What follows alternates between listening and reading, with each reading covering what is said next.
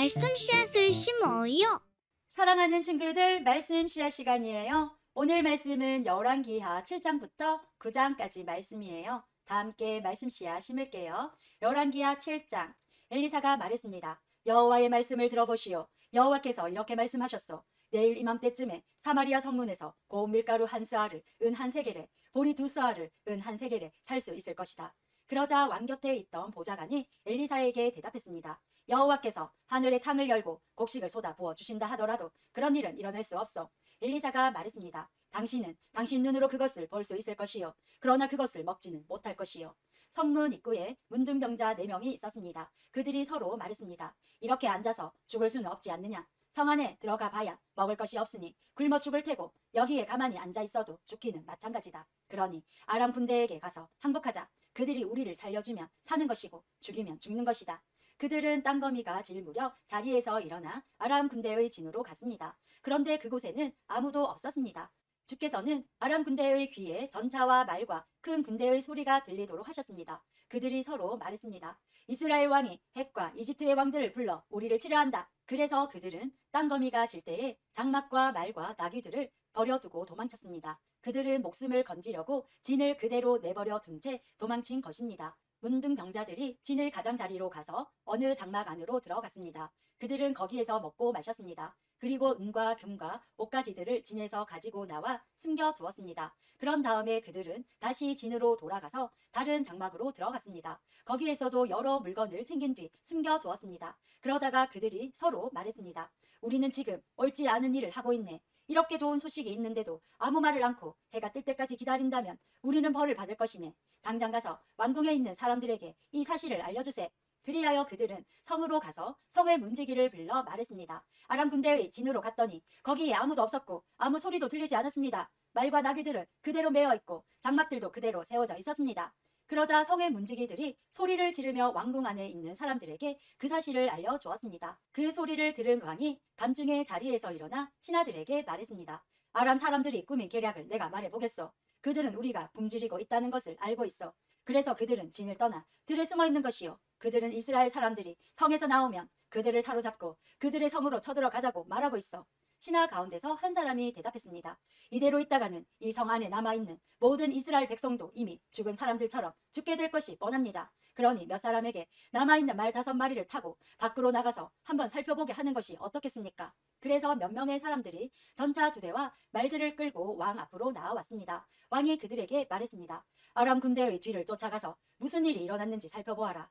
그들이 요단 강까지 아람 군대의 뒤를 쫓아가 보았습니다. 길에는 옷과 장비들이 잔뜩 널려 있었는데 그것은 아람 군대가 서둘러 도망치면서 내버린 것이었습니다. 사자들이 왕에게 돌아와서 그 사실을 알려주었습니다. 그러자 백성들이 밖으로 나가 아람 군대의 진을 뒤져 온갖 물건들을 훔쳤습니다. 여호와께서 말씀하신 대로 고운 밀가루 한 스아를 은 한 세겔에, 보리 2스아를 은 한 세겔에 살 수 있었습니다. 왕이 가까이에 있던 보좌관을 시켜 성문을 지키게 했습니다. 그러나 백성들이 그를 밟고 지나가 죽고 말았습니다. 모든 일이 하나님의 사람인 엘리사가 왕과 그 신하들에게 말한 대로 이루어졌습니다. 전에 엘리사는 왕에게 이렇게 말했습니다. 내일 이맘때쯤에 사마리아 성문에서 고운 밀가루 한 스아를 은 한 세겔에, 보리 2스아를 은 한 세겔에 살 수 있을 것이요. 그러자 왕의 보좌관이 대답했습니다. 여호와께서 하늘의 창을 열고 곡식을 쏟아 부어주신다 하더라도 그런 일은 일어날 수 없어. 엘리사가 그에게 말했습니다. 당신 눈으로 틀림없이 볼 수 있을 것이요. 그러나 당신은 아무것도 먹지 못할 것이요. 그 보좌관은 엘리사의 말대로 되었습니다. 백성들이 성문에서 그를 밟고 지나가는 바람에 그는 죽고 말았습니다. 8장. 엘리사가 전에 그 아들을 살려준 적이 있는 수넴 여자에게 말했습니다. 일어나서 가족과 함께 떠나시오. 어디든지 살만한 나라로 가서 머무르시오. 여호와께서 이 땅에 7년 동안 가뭄을 내리실 것이요. 그 여자는 엘리사가 말한 대로 가족과 함께 떠났습니다. 그들은 블레셋 사람들의 땅에서 7년 동안 머물렀습니다. 7년이 지난 뒤에 그 여자는 블레셋 사람들의 땅에서 돌아와 자기 집과 땅을 돌려달라고 말하기 위해 왕에게 갔습니다. 그때 왕은 엘리사의 종인 게하시와 이야기를 나누고 있었습니다. 왕이 게하시에게 말했습니다. 엘리사가 보여준 놀라운 일들을 다 이야기해 보아라. 그러자 게하시는 왕에게 엘리사가 죽은 사람을 다시 살려낸 이야기를 들려주었습니다. 그때 마침 엘리사로 말미암아 아들의 목숨을 살린 적이 있는 수넴 여자가 들어와서 왕에게 자기 집과 땅을 돌려달라고 부탁했습니다. 게하시가 말했습니다. 내 주 왕이시여, 이 여자가 바로 그 여자입니다. 그리고 엘리사가 이 아이를 살려주었습니다. 왕이 여자에게 물었습니다. 그러자 여자가 그 일에 대해 이야기했습니다. 왕이 한 신하를 불러서 여자를 도와주도록 명령했습니다. 왕이 말했습니다. 이 여자의 재산을 다 돌려주어라. 그리고 이 여자가 떠난 날부터 지금까지 이 여자의 땅에서 생긴 수입도 다 돌려주어라. 엘리사가 다마스커스에 갔습니다. 그때 아람 왕 벤하닷은 병들어 있었습니다. 누군가가 그에게 말했습니다. 하나님의 사람이 여기에 와 있습니다. 그러자 왕이 하사엘에게 말했습니다. 손에 선물을 들고 하나님의 사람을 만나러 가시오. 여호와께 내 병이 나을지 낫지 않을지 여쭤봐 달라고 하시오. 하사엘이 선물을 가지고 엘리사를 만나러 갔습니다. 그는 다마스커스에서 나는 온갖 좋은 물건을 40마리의 낙타에 싣고 갔습니다. 하사엘이 말했습니다. 아람 왕 베나닷이 나를 선생님께 보냈습니다. 그가 지금 앓고 있는 병이 나을지 낫지 않을지 여쭈어 보라고 했습니다. 엘리사가 말했습니다. 베나닷에게 가서 틀림없이 나을 것이라고 전하시오. 그러나 여호와께서는 그가 틀림없이 죽을 것이라고 나에게 가르쳐 주셨소. 그리고 엘리사는 하사엘이 부끄러움을 느낄 정도로 하사엘의 얼굴을 뚫어지게 쳐다보더니 갑자기 울음을 터뜨렸습니다. 하사엘이 물었습니다. 아니 선생님 왜 그러십니까? 엘리사가 대답했습니다. 당신이 이스라엘 백성에게 어떤 악한 일을 할지 내가 알고 있기 때문이요. 당신은 이스라엘의 강하고 굳건한 성을 불태울 것이고 젊은이들을 칼로 죽일 것이며 아이들을 땅에 빼어칠 것이고 임신한 여자들의 배를 가를 것이요. 하사엘이 말했습니다.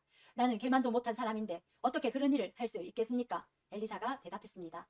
당신이 아람의 왕이 될 것을 여호와께서 나에게 보여주셨소. 하사엘이 엘리사 곁을 떠나 그의 주인에게 돌아갔습니다. 베나닷이 하사엘에게 물었습니다.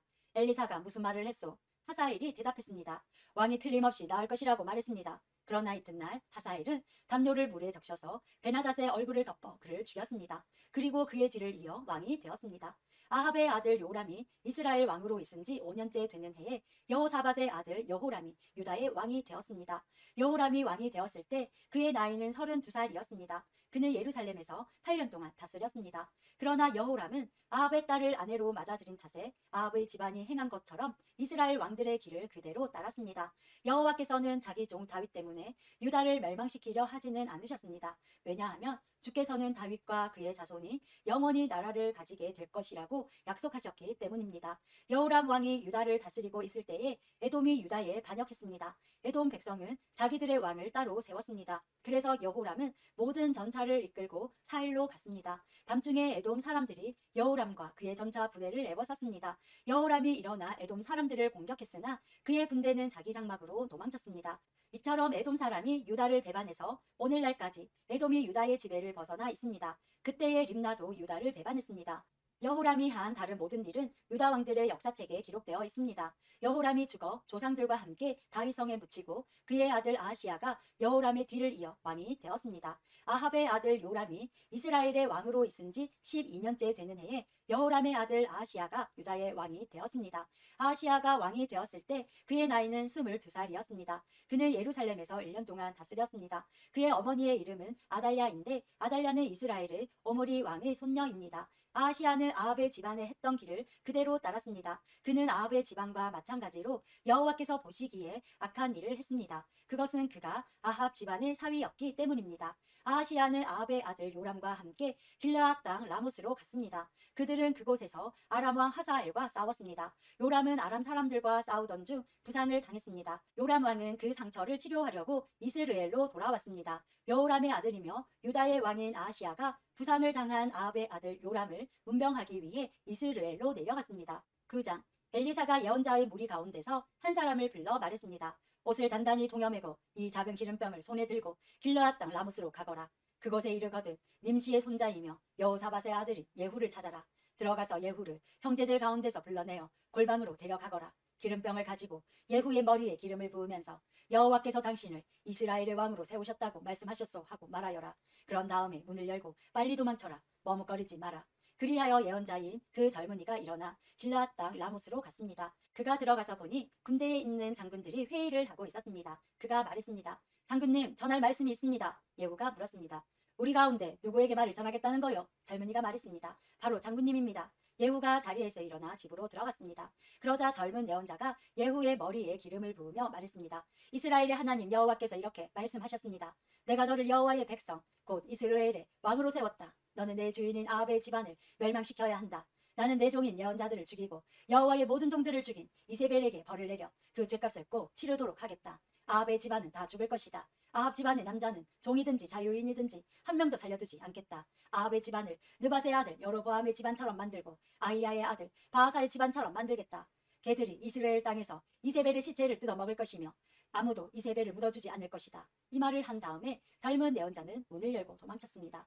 예후가 자기 주인인 왕의 신하들에게 돌아오자 그들 가운데 한 사람이 물었습니다. 평안하시오. 그 미친 녀석이 무슨 일로 왔소? 예후가 대답했습니다. 그 사람이 누구며 그 사람이 무슨 말을 하는지 당신들도 알고 있지 않소? 그들이 말했습니다. 그런 말 말고 그 사람이 무슨 말을 했는지 우리에게도 일러주시오. 예후가 말했습니다. 그는 여호와께서 이렇게 말씀하셨소. 내가 너를 이스라엘의 왕으로 세웠다 하고 말했소. 이 말을 들은 신하들은 급히 입고 있던 옷을 벗어 돌 층계 위에 깔고 예후를 그 위에 모셨습니다. 그리고 나팔을 불며 외쳤습니다. 예후가 왕이다. 그리하여 님시의 손자요 여호사밧의 아들인 예후가 요람을 배반했습니다. 그 당시 요람과 온 이스라엘은 아람 왕 하사엘과 맞서 싸우며 길르앗 땅 라못을 지키고 있었습니다. 요람 왕은 아람 왕 하사엘과 싸우다가 부상을 당했기 때문에 상처를 치료하려고 이스라엘로 돌아와야 했습니다. 예후가 자기를 따르기로 한 사람들에게 말했습니다. 당신들의 뜻이 내 뜻과 같다면 아무도 이 성을 빠져나가지 못하게 하시오. 이스라엘에 있는 왕에게 가서 우리의 상황을 알리는 사람이 있으면 안 되기 때문이요. 그런 다음에 예후는 자기 전차에 올라타고 요람이 쉬고 있는 이스라엘로 떠났습니다. 유다왕 아하시아도 요람을 문병하러 그곳에 와 있었습니다. 이스라엘의 망대를 지키는 파수꾼이 예후의 군대가 오는 모습을 보고 말했습니다. 웬 군대가 보입니다. 요람이 말했습니다. 기마병을 불러라. 그를 보내어 그들을 맞이하게 하고 좋은 소식을 가져오는지 물어보게 하여라. 그리하여 기마병이 말을 타고 달려나가 예후를 맞이했습니다. 기마병이 말했습니다. 왕이 좋은 소식을 가져오는지 물어보라고 하셨습니다. 예후가 말했습니다. 너와 상관없는 일이다. 너는 내 뒤를 따라라. 파수꾼이 보고했습니다. 기마병이 저들에게 가기는 갔는데 돌아오지 않고 있습니다. 그래서 요람이 두 번째 기마병을 보냈습니다. 그 기마병이 그들에게 가서 말했습니다. 왕이 좋은 소식을 가져오는지 물어보라고 하셨습니다. 예후가 대답했습니다. 너와 상관없는 일이다. 너는 내 뒤를 따라라. 파수꾼이 보고했습니다. 두 번째 기마병도 저들에게 가기는 갔는데 돌아오지 않고 있습니다. 전차를 몰고 오는 사람은 님시의 아들 예후인 것 같습니다. 마치 미친 사람처럼 전차를 몰고 있습니다. 요람이 말했습니다. 내 전차를 준비하여라. 신하들이 요람의 전차를 준비하자 이스라엘 왕 요람과 유다 왕 아하시아가 각자 자기 전차를 타고 예후를 만나러 갔습니다. 그들은 이스라엘 사람 나봇의 땅에서 예후를 만났습니다. 요람이 예후를 보고 말했습니다. 예후여, 좋은 소식을 가지고 오는가? 예후가 대답했습니다. 왕의 어머니 이세벨이 우상을 삼기고 요술을 부리고 있는데 어떻게 좋은 소식이 있을 수 있겠소? 요람이 말을 돌려 도망치며 아하시아에게 소리쳤습니다. 아하시아여, 반역입니다. 예후가 활로 요람의 두 팔 사이를 쏘았습니다. 화살이 요람의 심장을 꿰뚫고 나왔습니다. 그가 전차에서 쓰러져 죽었습니다. 예후가 자기의 신하인 빗갈에게 말했습니다. 요람의 시체를 들어서 이스라엘 사람 나봇의 밭에 던져라. 그대와 내가 요람의 아버지 아합의 뒤를 따라 나란히 말을 타고 달릴 때에 여호와께서 아합에 대해 하신 말씀을 기억하여라. 여호와께서 이렇게 말씀하셨다. 나는 어제 나봇과 그의 아들들이 흘린 피를 보았다. 그러므로 내가 나봇의 밭에서 아합에게 벌을 내릴 것이다. 그러니 여호와께서 말씀하신 대로 요람의 시체를 들어서 나봇의 밭에 던져라. 유다왕 아하시아가 이 모습을 보고 동산 별장 길로 도망쳤습니다. 예후가 그를 뒤쫓아가며 전차에 탄 아하시아도 죽여라 하고 말했습니다. 아하시아는 이블르함에서 가까운 구루로 올라가는 길에서 전차를 타고 달리다가 부상을 당했습니다. 아하시아는 무기토까지 도망쳤지만 그곳에서 죽고 말았습니다. 아하시아의 신하들이 그의 시체를 전차에 실어 예루살렘으로 옮겨가서 그의 조상들이 묻혀있는 다윗성에 묻어 주었습니다. 아하시아는 아합의 아들 요람의 왕으로 있은 지 11년째 되는 해에 유다의 왕이 되었습니다. 그 후 예후가 이스라엘에 돌아왔을 때에 이세벨이 그 소식을 들었습니다. 이세벨은 눈에 화장을 하고 머리를 손질한 뒤에 창밖을 내다보았습니다. 예후가 성문으로 들어오자 이세벨이 말했습니다. 자기 주인을 죽인 너 시므리야, 평안하냐? 예후가 창문을 쳐다보며 말했습니다. 내 편에 설 사람이 아무도 없느냐? 그러자 넷이 두세 사람이 밖을 내다보았습니다. 예후가 그들에게 명령했습니다. 저 여자를 내던져라. 그들이 이세벨을 내던지자 말들이 그 시체를 밟았습니다. 이세벨의 피가 담과 말에 튀었습니다. 예후가 집으로 들어가 먹고 마신 뒤에 말했습니다. 그 저주받은 여자가 어떻게 되었는지 보고 묻어주어라. 그래도 그 여자는 왕의 딸이다.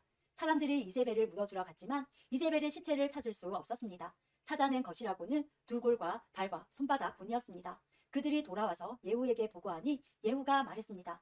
여호와께서 그의 종 디셉 사람 엘리야를 통해 이 일에 대해 말씀하신 일이 있다. 그들이 이세벨의 시체를 이스라엘 땅에서 먹을 것이며 이세벨의 시체는 이스라엘 땅에 있는 밭의 거름처럼 될 것이다. 그러므로 아무도 그 시체를 보고 이것이 이세벨이라고 말할 수 없을 것이다. 오늘도 말씀 씨앗 모두 잘 심었어요. 우리 내일 또 만나요.